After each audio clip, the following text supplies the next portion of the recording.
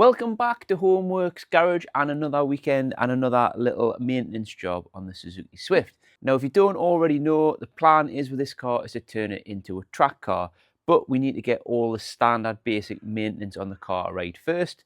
So today we are going to be changing the coolant. Now, the coolant is a vital part of any engine running to the best of its ability.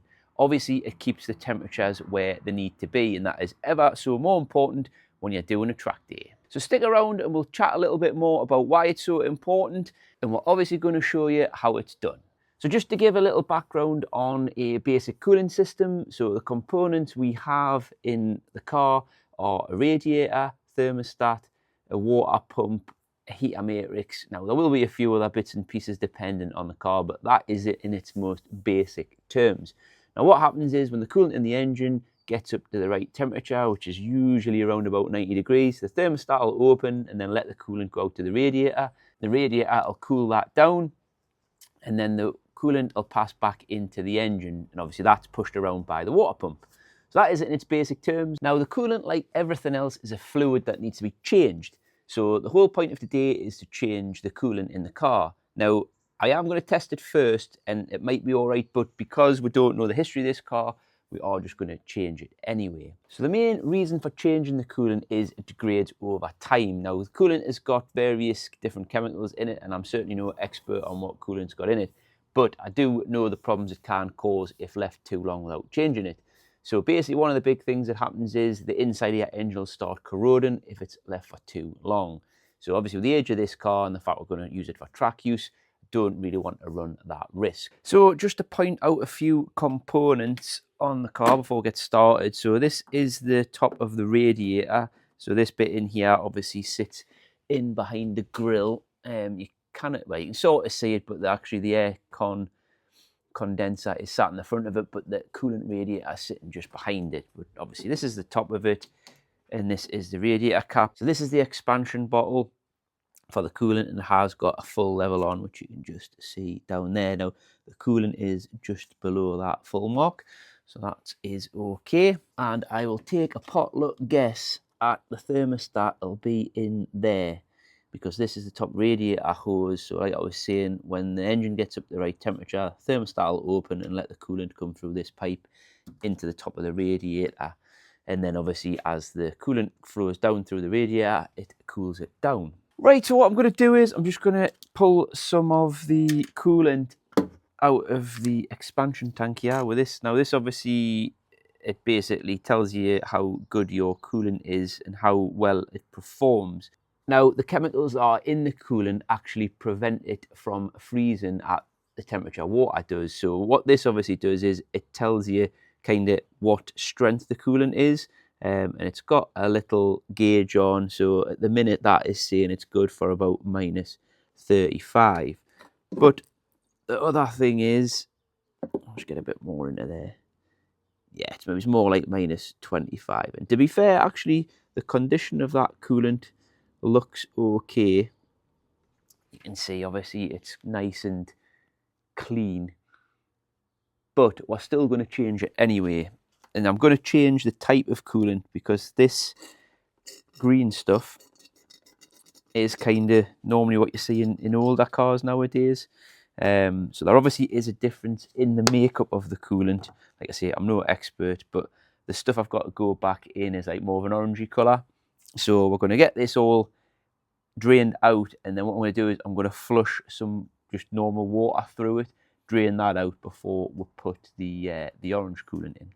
So you join me underneath the front of the car. Now, obviously this is the bottom radiator pipe. You should be able to see that there. Now, these Suzuki Swifts have got a proper little drain for the radiator. Now, this is it up here. I'll just take you for a close-up. So yeah, so this little bit here is a little drain. So you basically don't want to turn it, open it because I'm lying underneath it, but you screw this out and the coolant will start draining, and there's a nice positioned little hole, rusty hole, but hole there for the coolant to drain through. So we'll get the drain tin, and then we'll start draining and see what comes out the bottom. Right, so what we've actually done, we've still got the radiator cap and everything on. So when we open this, I wouldn't be surprised. Oh, no, it is going to come out. Basically, by leaving the radiator cap on, it's just going to control the flow a little bit. So obviously just screw that out a little bit and that'll start that draining. I'll just crack the cap off and see if it does make any difference. Maybe it's a little bit. I haven't actually looked at how much this holds, but I should have enough to change it.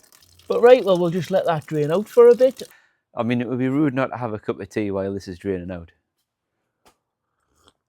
Right, that is the coolant all drained out. I'll just screw that back in.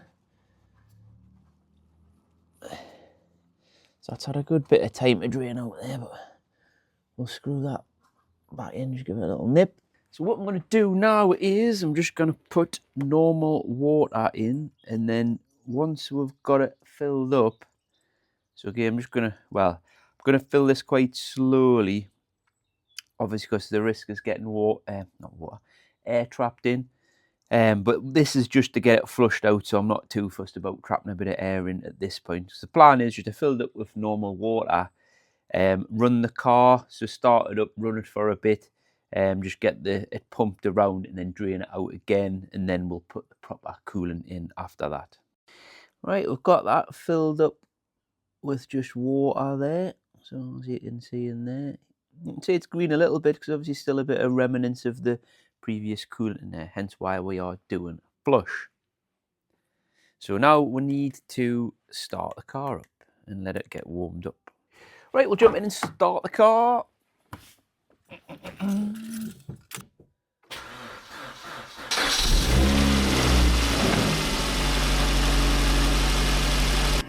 What was that?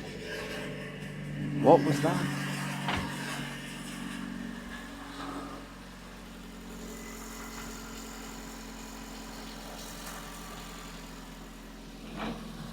Right, well, we'll let that warm up for 5-10 minutes and then we'll drop the coolant, well, we'll drop the water back out and that'll have hopefully flushed it all through. Well, I think we're warm enough there. I think that should do it. We're up to halfway on the coolant temperature there.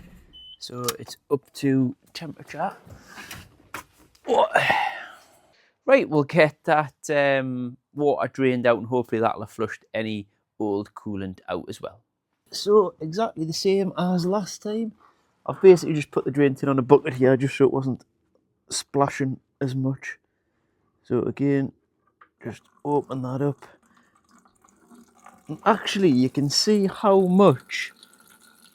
green that still is. So it's obviously quite a bit of coolant still in there. But we'll fully let that drain out and then we'll decide what we're doing. Right, well that's just about finished draining out again there, but it is still showing quite a bit of kind of greeny blue colour to it.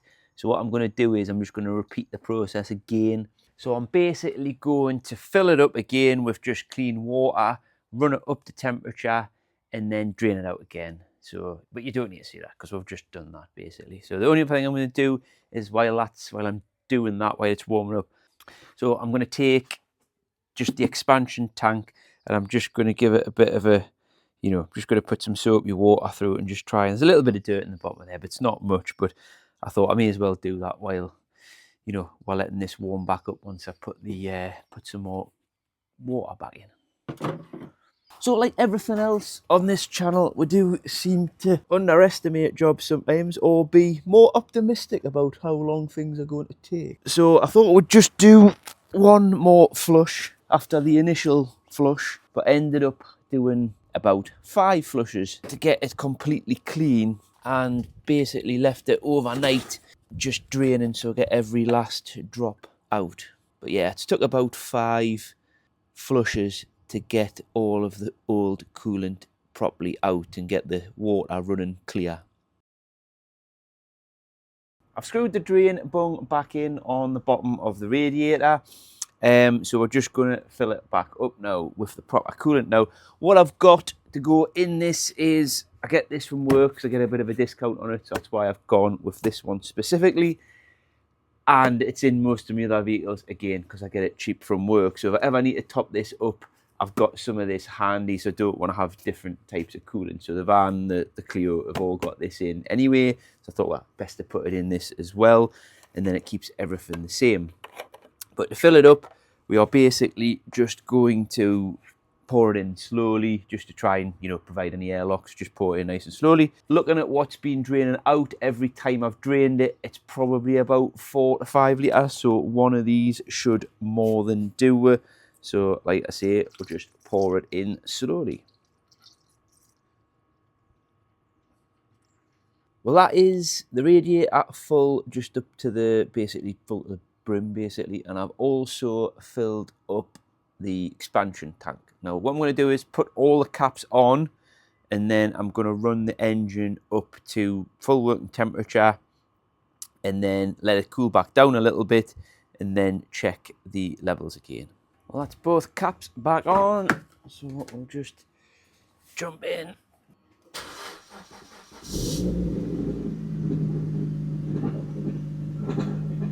Ignore all the brake warning lights. I'm doing something else at the same time. Right, we'll let that get up to temperature and then we'll come back. Well, that is it pretty much up to temperature there, but I just had a little bit of panic because there was like steam coming from around here. I think obviously with us filling it and emptying it, filling it and emptying it as many times with water, so I've spilt a bit of water down, you know, around there, and it's kind of, I think it's just obviously because I'm getting it up to a good temperature, it's just kind of evaporating the water off. So it doesn't look like there's any leaks, but like I say, that is it up to, you know, it's been up to halfway on the temperature gauge there now for quite a while. So what I'll do is we'll just switch it off. We'll just switch it off there, and then we'll let that cool down for a bit before we take any caps off. Right, well, the car has had about, it's had half an hour to be fair to cool back down, so it's still warm. But when you check the temperature gauge on the dash, it's pretty much back down to the bottom. Interestingly, the expansion tank has dropped a little, so it's possibly sucked a bit back in. So what we'll do is we'll carefully take the cap off and see what the level's like in the radiator.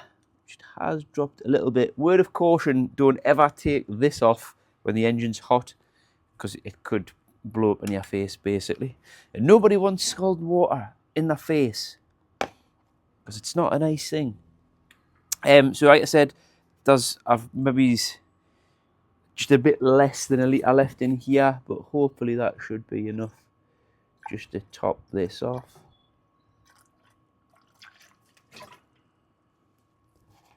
It's really not took much, and that is back up to where it needs to be. So basically just at the top, you know, just below where the kind of cap sits is where you want the level in there. So pretty much full in there.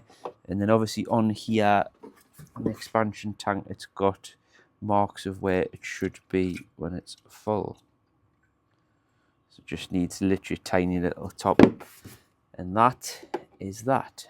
Now what I will do is, I think I should be fine at that, but what I will do is, the next time I run it up, I'll obviously run it up, do the same again, run up like a temperature, and then once it's cooled back down again, I'll just check both of them levels again. But that is that done for now.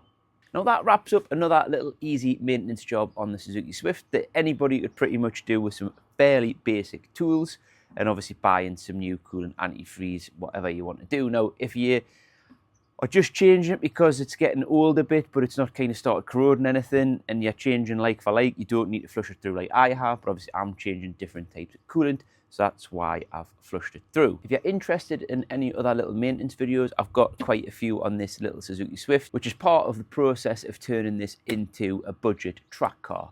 So I'll link them on screen now. If you like this video, please give it a like and consider subscribing to the channel, and we'll see you in the next one.